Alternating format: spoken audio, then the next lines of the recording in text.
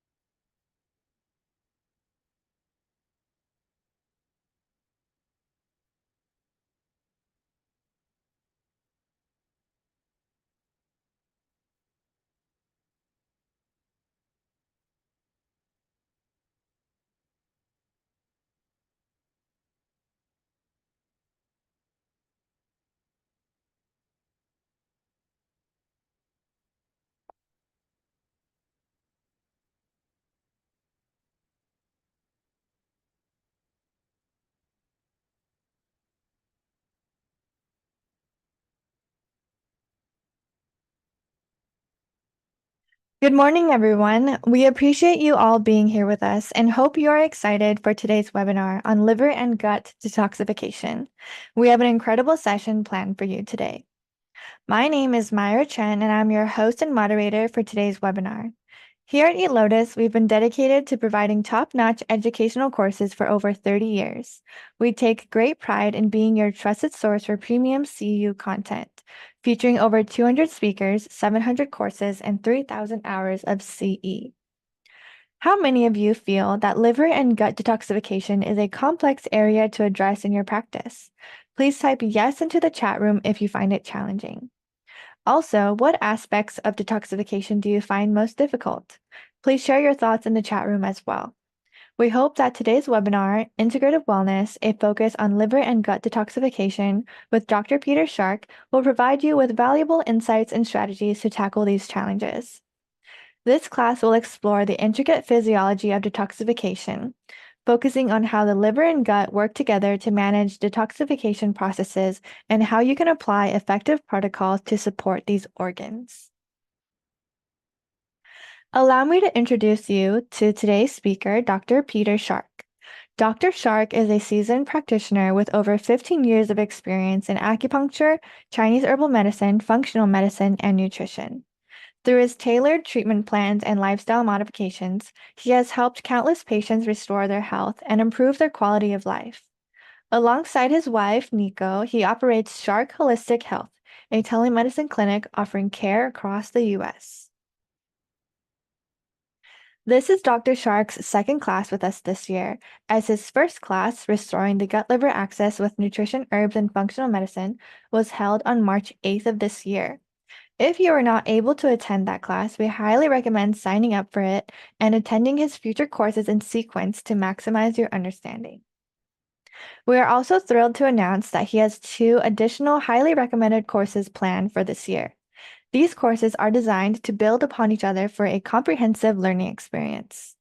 Join us on August 16th for his next class, Integrative Wellness, a focus on autoimmune management, as well as his last class of the year on October 11th called Integrative Wellness, a focus on treating dysautonomia, POTS, and other neurological conditions.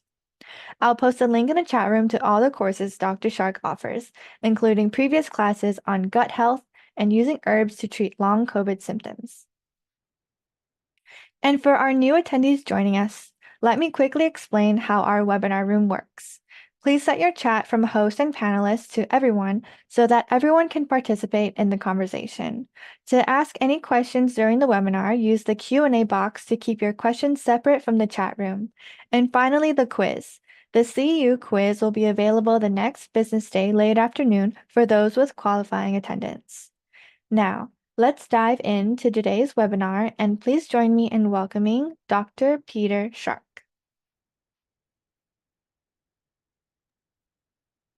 Okay, thank you.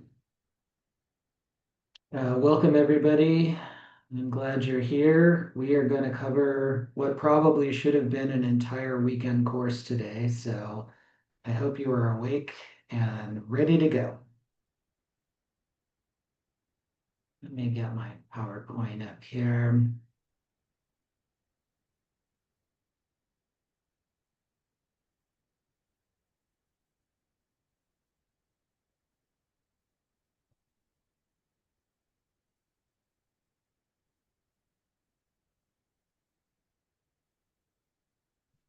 Okay, everybody can see that okay. I trust.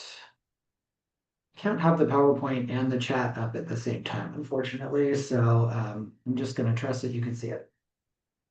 Okay, this is me. All my contact information is here. Please feel free to reach out if you have questions after the class, but only if you watch the whole class. Don't reach out if you skip part of the class to ask me what I said. You can watch the video for that. This information you can share with your patients if you have somebody that you want to send my way. This is all my public info.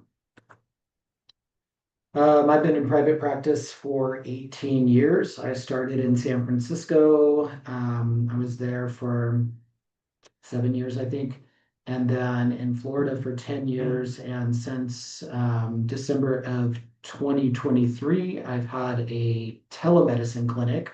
So I only work on Zoom. I live in southern Mexico, and my patients are primarily in the United States. So I have a lot of experience, and I've done a lot of extra education. If you want to be any good, I suggest that you just start learning nonstop.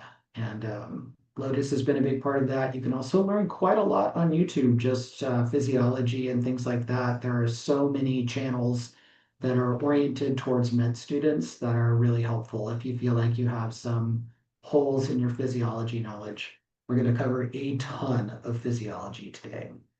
So the things that I study, are functional medicine, physiology, and herbs. And you don't get any credit for the functional medicine and the physiology. It just makes you a better doctor. My clinic's called Shark Holistic Health. I operate that with my wife. She does the nutrition side of the practice, and I do the herbs, and we both do detox and supplements and things like that. Um, Herbs are our secret power. So you can learn detox protocols from functional medicine people, and they'll work okay, but if you add Chinese herbs, they work a lot better. My clinic treats a particular kind of patient, people with chronic illness, people with chronic fatigue, autoimmune, digestive, and also long COVID, which usually they have these other issues on this list if they have long COVID. We have a lot of success with these patients. I expect a patient in my clinic by the end of 12 weeks to be significantly better. Not necessarily cured, but significantly better. And so that's my goal with every patient, that within 12 weeks, they're going to have a huge turnaround in their health. This is my ideal patient. If you don't know who your ideal patient is, you should spend some time thinking about it, because you really want to know who you treat well and who you find it easy to work with and you get good results with. And this is how I get the best results with. A 40-something-year-old woman who has a chronic illness that is interfering with her daily life and has already seen multiple MDs. The reason for that is if they haven't tried the MDs yet, they expect too many miracles from me. If they've already tried the MDs, they know that they're not going to magically get better overnight. And so they're more likely to work to restore their health. So if they've already tried the treatments and haven't gotten results, and now this is very important, they're ready to dedicate their time and energy to getting well, and they're just looking for help, guidance, and information. You can't fix a patient who is not ready to dedicate their time and energy. So who we don't treat, patients who do not want to change their diet. That's a non-starter for me. I should have put patients who are current smokers on here. Every time I try, I regret it. They fail. Patients who don't want to take supplements, that's not a good fit for me. Patients who hate conventional medicine but are still looking for an overnight cure, that's pretty popular. Patients who somebody else thinks really needs to come to me, but they're not actually motivated. And also patients that aren't comfortable working on Zoom and using only text for communication. I don't take phone calls from patients, so we text or we email or we meet on Zoom. That's it. So for people that aren't comfortable with that, I'm not the right clinic. So this is also good. I think everybody should have this list. Who's not a good fit so that you know when they show up in your clinic that you should refer them out to somebody who will be more appropriate. Things I just think are really important. It's really important to be honest about your capabilities, both your knowledge and ability to treat, and also what your clinic is designed for. So my clinic is designed for complex patients. We do 3 hours of intake on new patients before we do any treatment. So I know when somebody's really complicated that I have the time to figure out what's going on with them, to design a treatment plan, and to follow it through.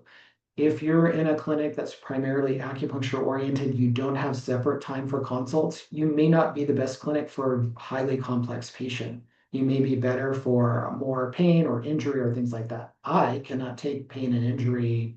I mean, I can take chronic pain because that's often internal, but acute pain, injury, that's no good. I'm a telemedicine clinic. I'm not going to be able to help those people. I don't take a lot of acute cases. If you want to go over cases, you can book appointments with me. If you're interested in a case discussion group, email me. I'll see if there's enough people that want to do it. A couple of notes. I know a lot of us struggle because we want our patients to be better, but we can't fix them overnight. We cannot we cannot put more into a patient's care than they're willing to put in. That's just reality. It doesn't mean we don't care, but if they're not ready for it, if they're not up for it, it's not going to work. And also, if our goals are more ambitious than theirs, we can't push them into what we think they should do or what level of health we believe they should get to. I wish every one of my patients was 100% happy, healthy, didn't need any help and had zero symptoms, but some people aren't quite willing to go that far. So if they're where they're happy, they're content with their progress, we have to stop there because they're the ones doing the work I'm mostly advising. And I strongly recommend taking a thorough history, making a treatment plan that is specific and not just kind of waiting for somebody to come each week and find out what the target of the week is. I I write out my treatment plan in advance. I treat for about 3 months and then I reevaluate and I write out another treatment plan. It's very specific. I write notes to myself about what kinds of herbs and supplements I'm considering, what the order of operations is going to be. For example, we're going to work on their digestion. Then if XYZ is not solved, we're going to move into a detoxification and things like that. I really want to start with some myths and facts because we need to be on the same page here. So something you hear in Chinese medicine circles is, I'm not treating your actual liver, it's just your energetic liver. I don't know where this idea came from. uh, all of that stuff about the organs in our classics came from cutting up dead people's bodies and looking at what's inside. So when we're talking about livers, we're talking about your liver. It's a big old organ that sits in your abdomen. It has a lot of actual functions. It's not, well, I can't say it's not energetic. Maybe it has an energetic aspect, but I am talking about the physical thing inside the body. The other one, and this is going to be really controversial, is the idea that chi is energy. So that's just not a correct translation. The truth is the word chi in our medicine is contextual, so it does change depending on what we're talking about. For example, when we're talking about liver chi or gu chi, that's different than what I'm saying here, which is that chi is oxygen.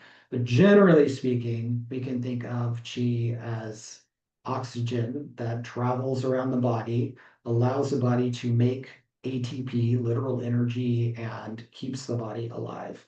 We could probably do a whole class on this part, and I'm sure some people aren't liking to hear this, but this guy, Paul Unschuld, said this when he translated the Neijing.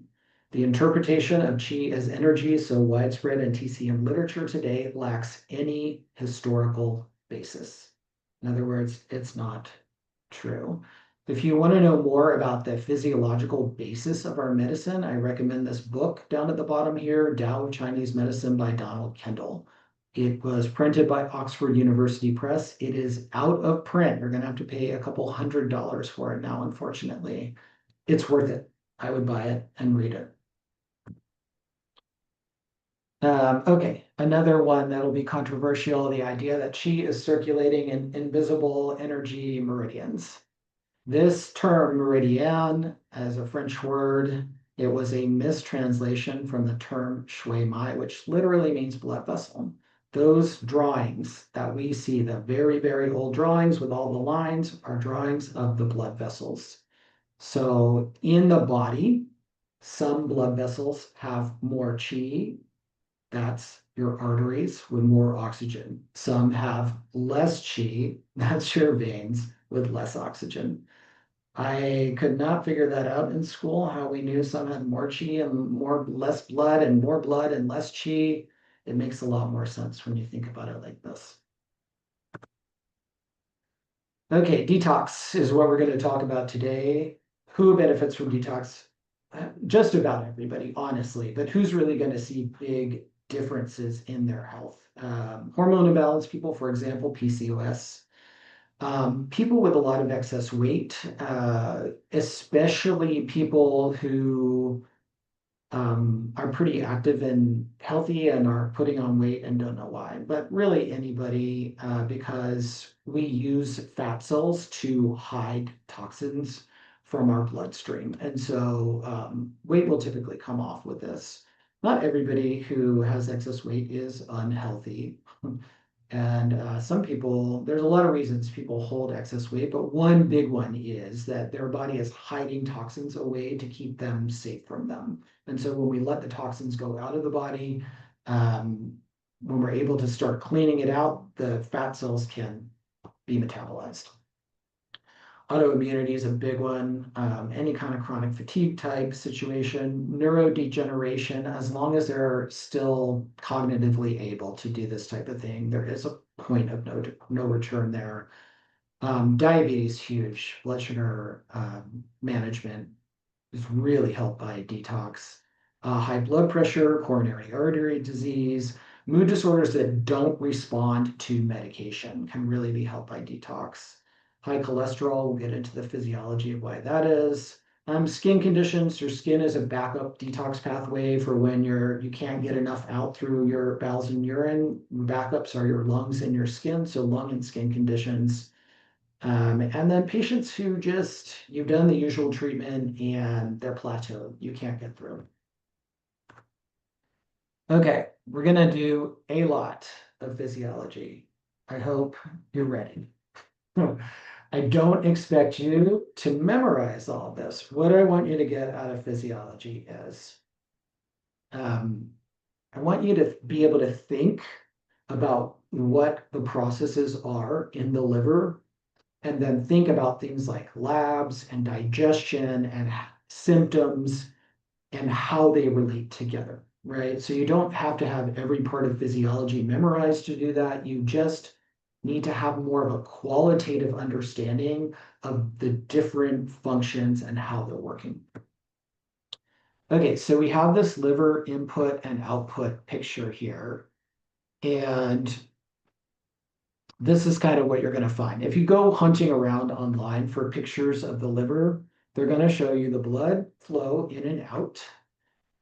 Kind of looks like these just go behind the thing. But anyway, this is a portal vein, the hepatic artery, and then we've got the gallbladder and bile duct here, and the hepatic vein here. What you're never going to find on these drawings is the lymphatic system, right? Which is a very important input and output of the liver. And so we're going to do some drawings because I want to put everything in the picture so we can understand what's really going on here. Okay, so the portal vein comes from your gut and it brings nutrition, right? The nutrients from your gut. It's pretty much coming from the whole thing, top to bottom, right? All of the parts, everything that's absorbed is feeding into the portal vein. Also comes from the spleen, which is what's going to give us our bilirubin for our bile, right? So when you look at how much blood is going into the liver, about 75% of that is coming in through the portal vein, and only about 25% is coming in through the hepatic artery, which is a branch off of the aorta. That's your oxygenated blood. So a lot more nutrients than oxygen going into the liver. We've got our outputs here. We've got our bile duct. It's not on this picture, but it's going to be on the drawing we do in a second. And that's our exocrine. So exocrine means that it's going out, but it's not going into the bloodstream. And then we have endocrine, which is our hepatic vein that's going out and it is going into the bloodstream, right? Endocrine in the bloodstream, exocrine is going through some kind of duct or other route, usually directly to another organ. Try to get this picture off the top of there. Okay. And then, not on here, we've got our portal lymph vessel, which is where all the lymph comes together and goes out to the thoracic duct, and we will get into this in quite a lot of detail. Really importantly, so we've got this big fat liver. The liver itself is broken up into several functional pieces called lobules, and they are these hexagonal structures. So there's 6 corners on these things. They're 0.8 to 2 millimeters each, very small little hexagonal structures. And at every corner, we have inputs and outputs. So those inputs and outputs are at every corner of our lobules. We have our portal vein, hepatic artery branches. These are just teeny tiny, right? And then we have a bile duct, we have a lymph vessel, and then in the center there, we have the central vein, which those are all going to go together and go out to the hepatic vein. Don't worry if you're not following all this, we are going to go into detail. Okay, so let's do some drawing. This is the first time I'm drawing live, so we're just going to really hope it works out. Okay, let me change my share here.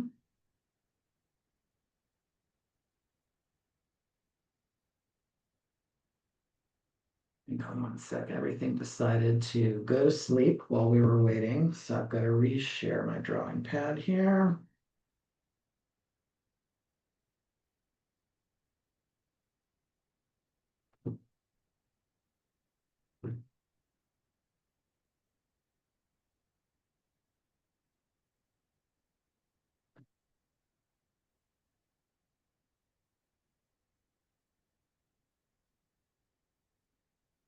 Just fix our frame so everybody can see, and somebody interrupt me if that's not on the screen.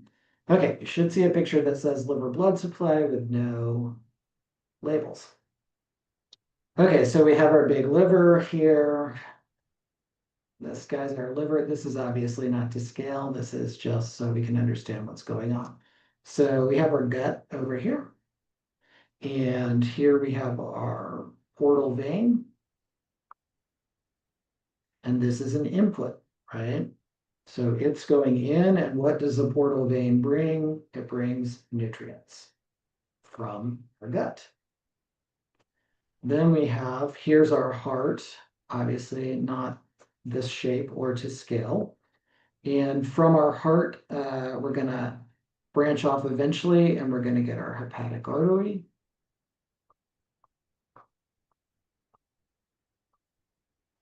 hepatic arteries coming in and bringing O2, oxygen, right?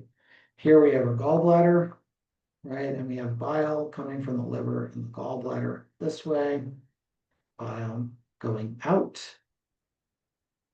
Here we have our hepatic vein. This is taking the blood out of the liver after everything's happened in our liver lobules. It's exiting here, right? And then over here, we have our lymph vessel going out of the liver. This is a thoracic duct here. And eventually that's going to join back up with the venous blood and head back to that. Okay, so this is what you really need to know about inputs and outputs. It's actually pretty simple. The problem with the medical drawings online is they have so many details and so many labels. It's hard to get your mind around simply what is happening here. So blood is coming in from the portal vein and hepatic artery. Blood is going out through the hepatic vein. Lymph is going out through the lymph vessels, and bile is going out through the bile ducts. Pretty basic. Okay. Now we have the liver lobule. That's that complicated structure that we just saw the picture of, the hexagonal structure. And we're going to just look at all of the important parts here. Okay, so we have our lobule, we have our inputs. Our inputs are our hepatic artery and our portal vein.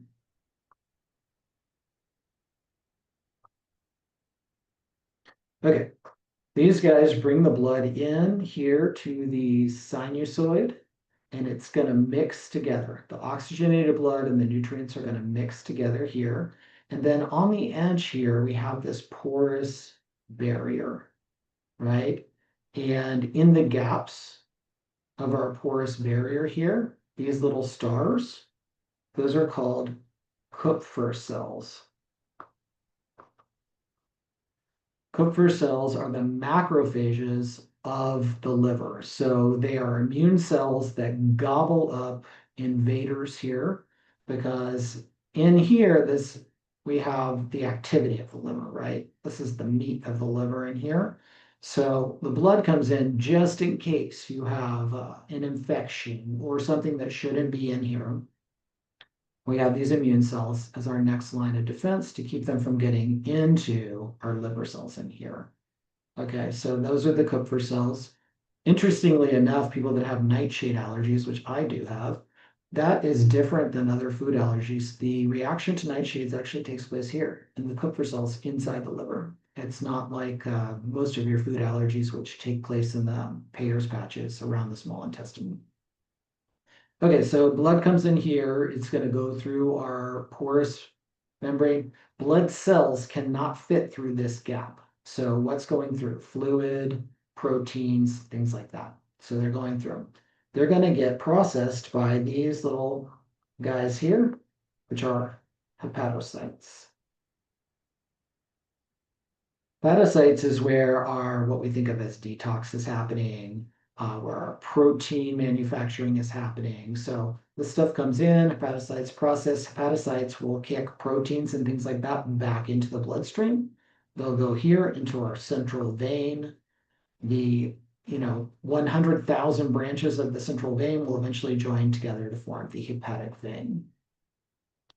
The other thing that happens in these hepatocytes is they're going to make bile, and bile's going to kick out here into our bile duct.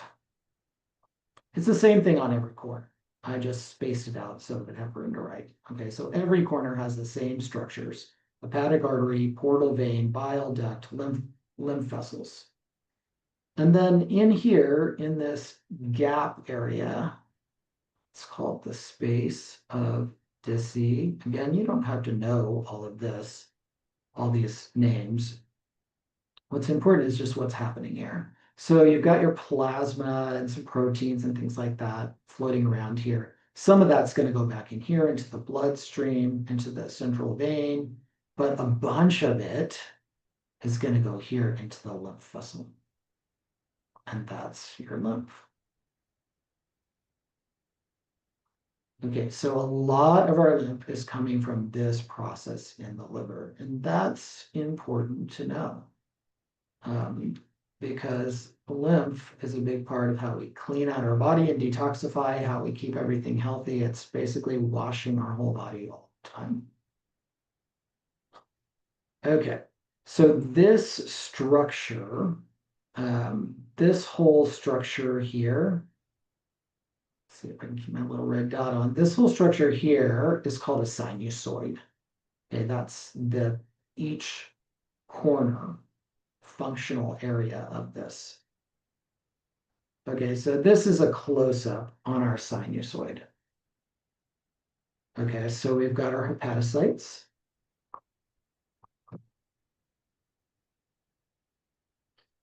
And then hepatocytes are dumping into the bloodstream our endocrine, right? Because it's going into the bloodstream. So this could be hormones, proteins, etc., various chemicals that signal going into the bloodstream to travel around the body.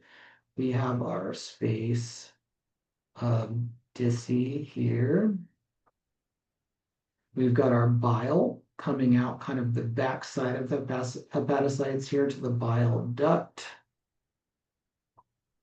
We've got our lymph coming out the space of Dissy into our lymph vessels. We've got our hepatic artery and our portal vein supplying the blood, right? And so same thing on both sides here, right? Endocrine going in, proteins going in, albumin is one of our big proteins that are going in. We've got our Kupffer cells. Okay, so these are the players. These are basically the players in our game here for liver function.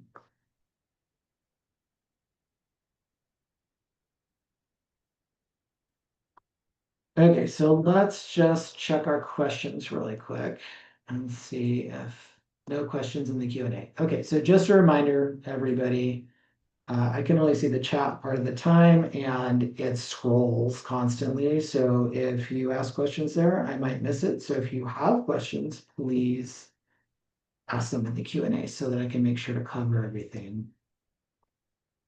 Okay, let's go back to our slides.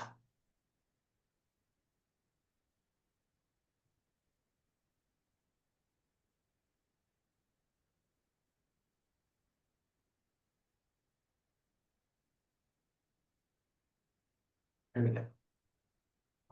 Okay, so let's talk a little bit about labs now that we know the parts of the liver.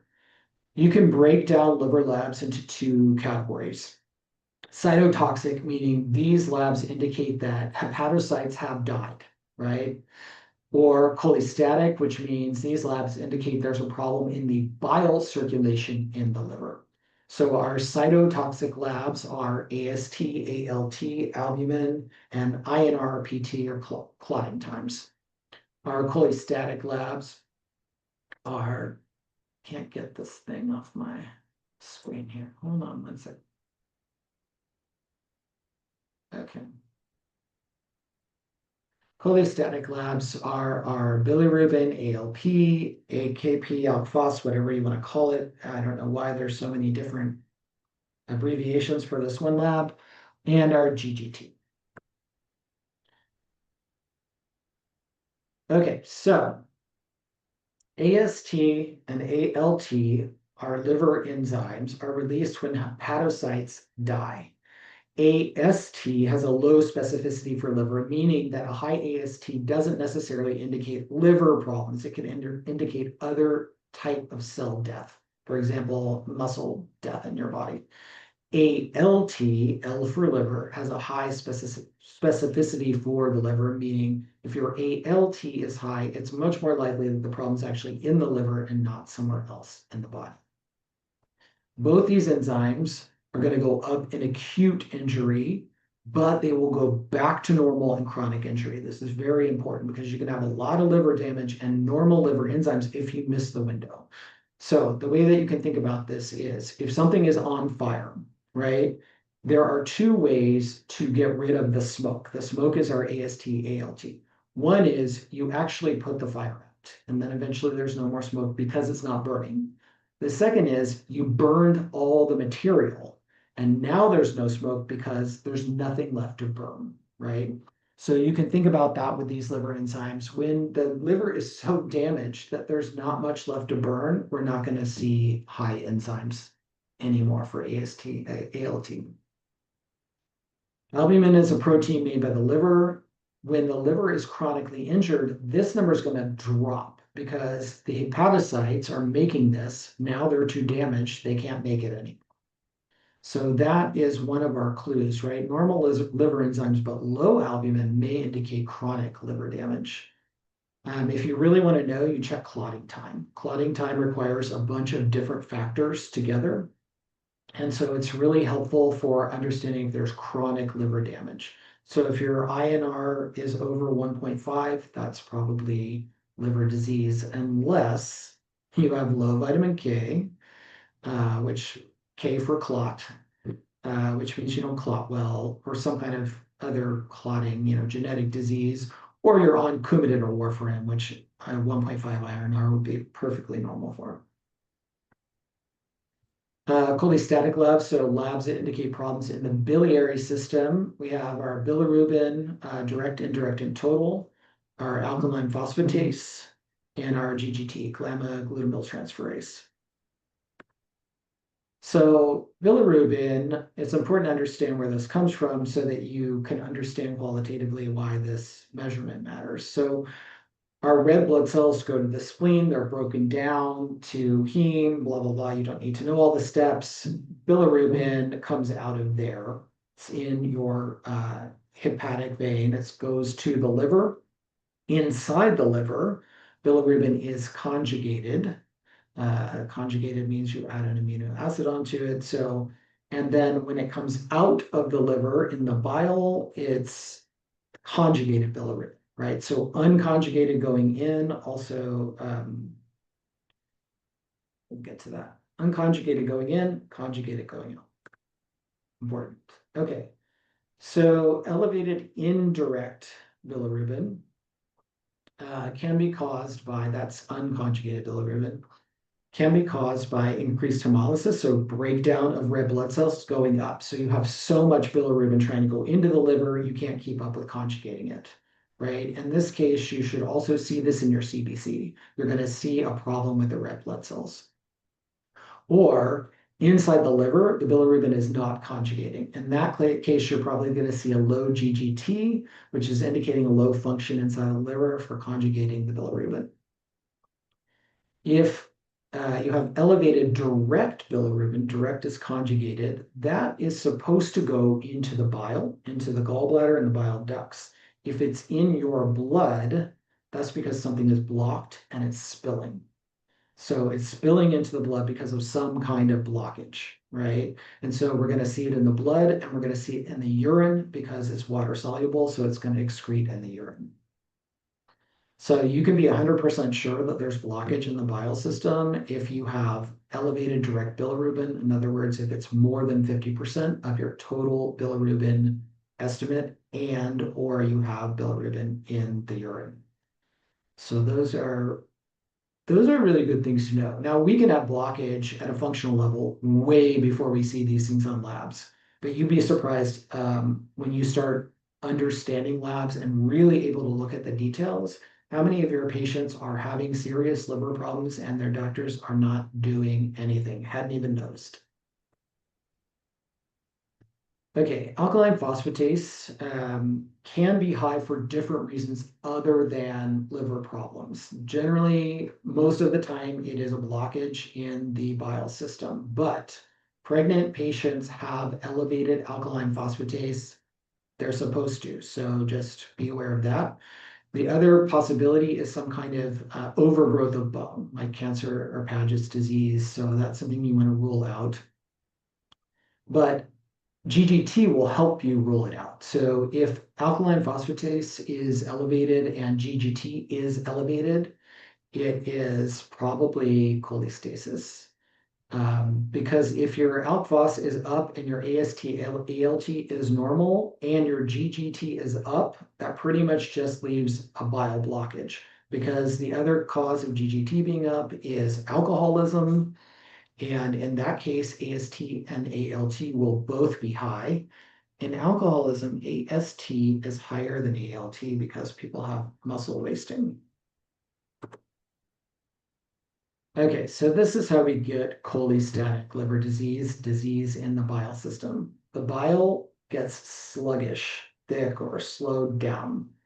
It builds up in the liver. It is irritating to the liver, so it causes chronic inflammation. The chronic inflammation eventually, over the long haul, will lead to scarring, sclerosis. Scarring eventually over the long haul will lead to kind of a dead kind of a scar called cirrhosis. Okay, so let's talk about the bile and how it moves through the liver. Here's a nice picture, but it leaves off a lot of stuff, so we're going to do a lot of drawing here too. But basically, the bile's coming out of the liver. Some of it's going directly into the small intestine. A lot of it is going into the gallbladder for storage so that when you eat fat, it can squeeze out really fast. And it's going to go through the small intestine.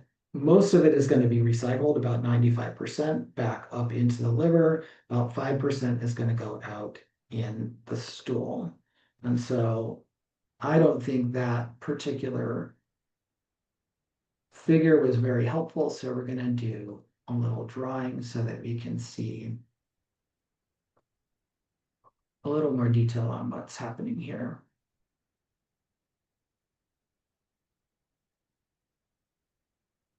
It's a weird window it's made. Hold on a second, let me see if I can fix this window.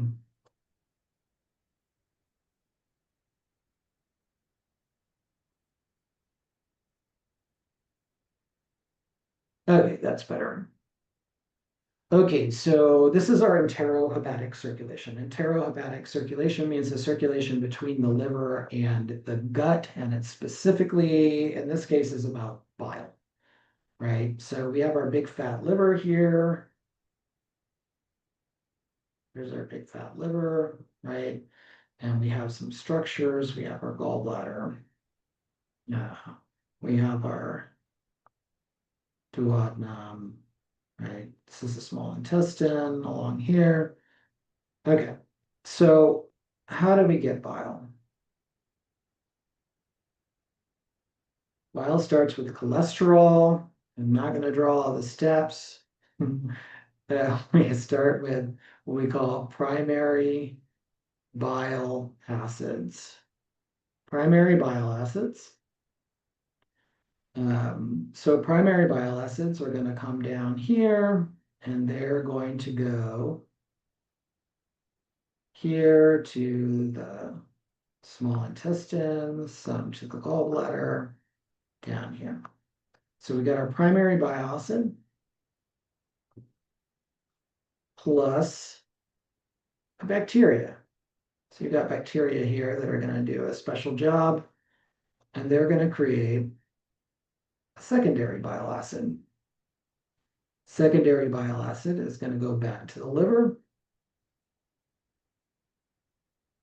Secondary bile acid, your liver is going to tack an amino acid onto the secondary bile acid, and that is called a bile salt.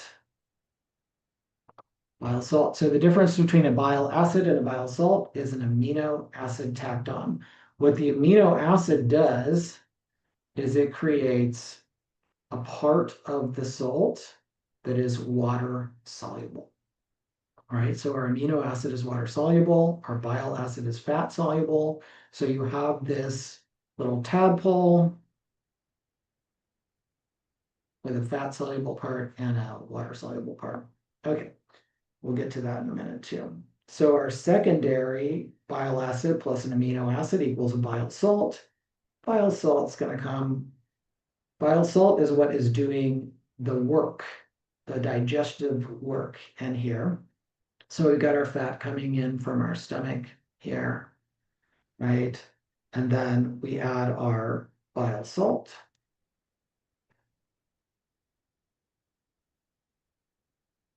And that's going to give us, and we'll go into the details of this in a minute.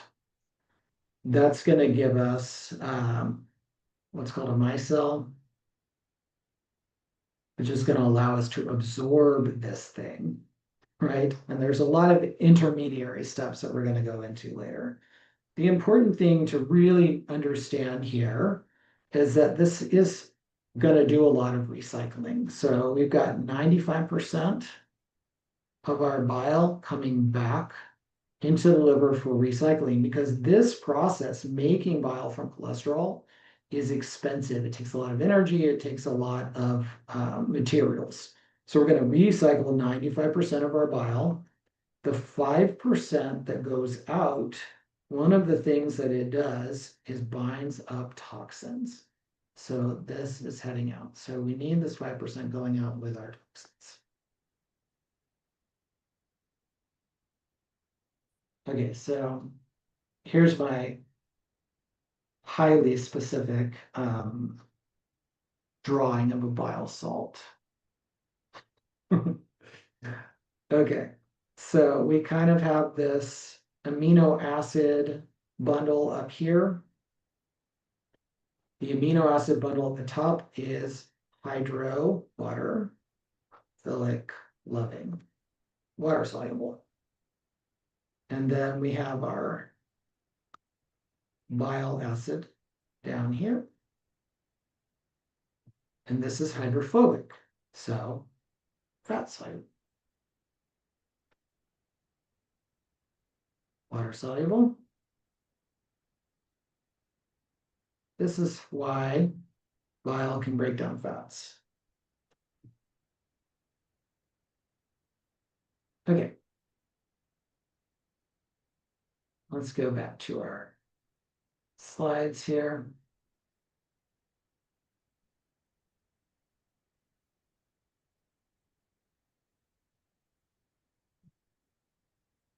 Okay, so important to remember, bile acid plus amino acid equals bile salt. That's what it is. Very simple.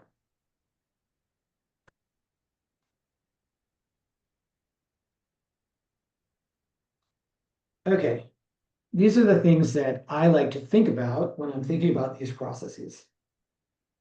So bile formation, that step between cholesterol and bile is limited by an enzyme. That enzyme is in the P450 family, which hopefully everybody's heard of before, is part of detoxification, breaking down of toxins. So if we're not forming bile well, somebody is low bile, you've determined by labs or by the way that they digest fat, it could indicate that they're also a poor detoxifier because they're low in this enzyme. In that case, you're also going to see high cholesterol. So high cholesterol may be a result of low bile formation. So when you see high cholesterol on a lab, think about the liver. Is this person breaking down cholesterol enough to form enough bile to do their digestive functions? Another really important point is bacteria are required for the transformation of bile acids. So from primary to secondary bile acids, and also later for taking apart the secondary bile acid, taking apart the bile salt to recycle the secondary bile acid. Bacteria also does that step. So dysbiosis could be a root of low bile formation or just not having enough materials to properly recycle.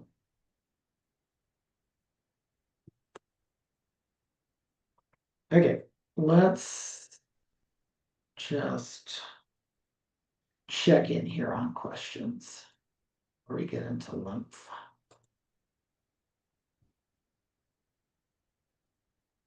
Okay, question 1. Is AST hepatocytes still or not necessarily? Okay, so if we are talking about whether AST does indicate cell death, that is true. It's a protein that is released when cells die.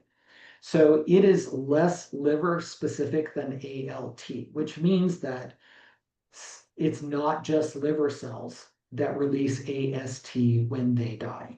So you typically will see AST as part of a liver panel. But for example, if AST is really high and you're not seeing ALT also high, it's not going to be coming from the liver. It's coming from some other type of cell death. That could be a myriad of things, right? Muscle wasting or lots and lots of other conditions could push this up.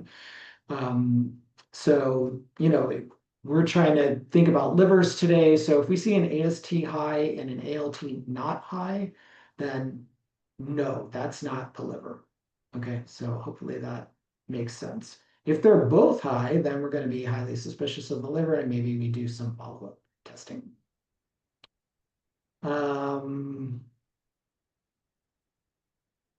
Okay, can I define what I mean when I use the term toxins? I think I just said detox a minute ago and said specifically I meant breaking down toxins. Yeah, I'm using that term very broadly. Toxins are anything that is, harmful to the body and in enough quantity. So things that your body needs to break down and clean out. That could be from your own body's metabolism. That could be from the external. Yeah, anything that your body needs to clean up, we're going to call toxins. How can you know on a lab if someone is not creating enough bile for any reason? Well, it's hard. It's hard to know. So what you really have to do is you have to put together a puzzle. So let's say cholesterol is high and this person feels nauseous when they eat fat. Then I might think this might be a low bile production person, right? Now, the problem is it gets really sticky. There's so much overlap between what's happening when there's blockage in the bile system and when there's just not enough bile production happening. It can be really hard to tell the difference between those things. They look very similar because of the fact that we recycle so many of the bile acids. If there's blockage, you're also not going to be putting enough of your bile acids, bile salts into the gut for recycling. And then you're going to end up essentially with a functional deficiency of bile going into the small intestine.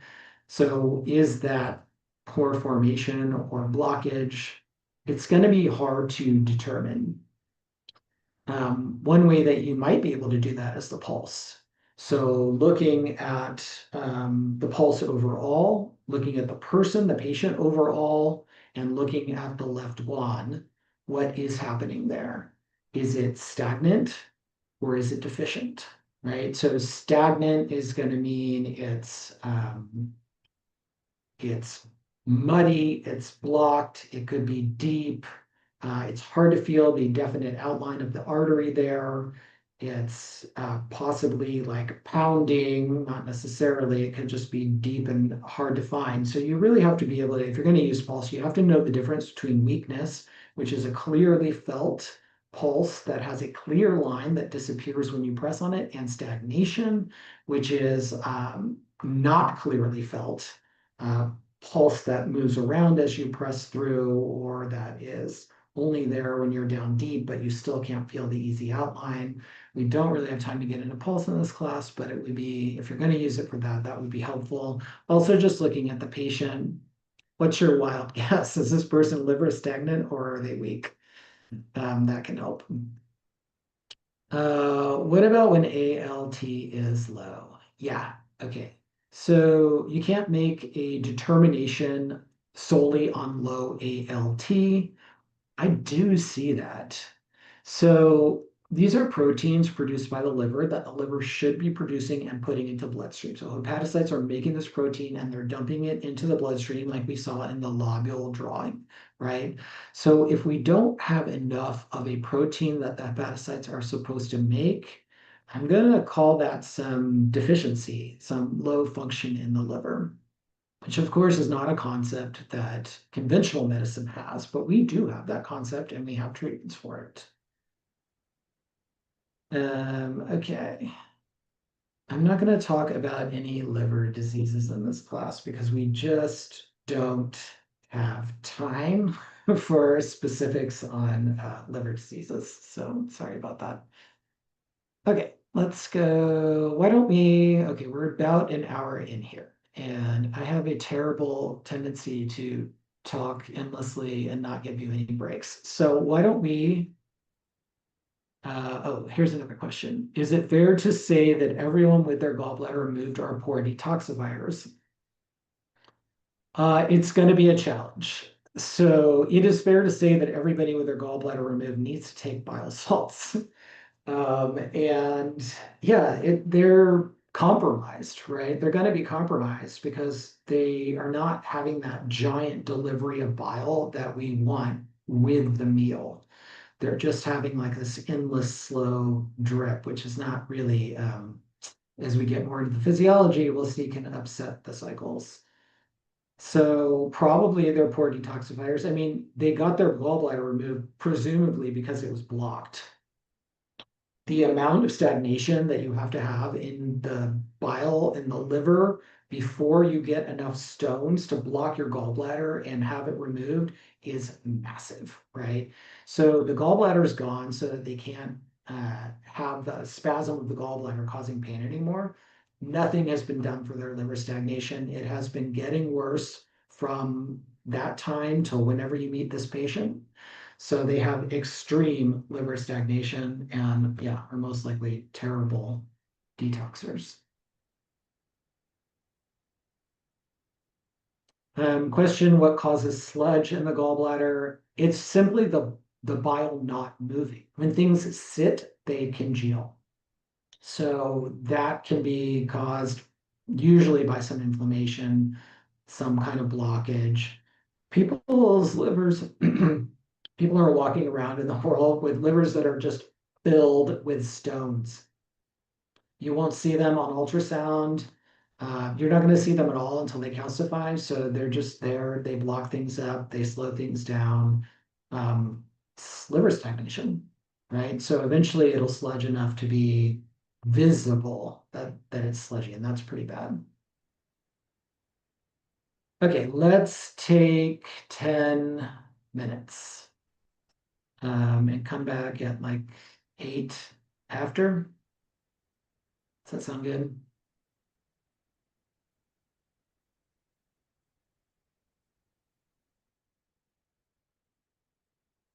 Recording stopped.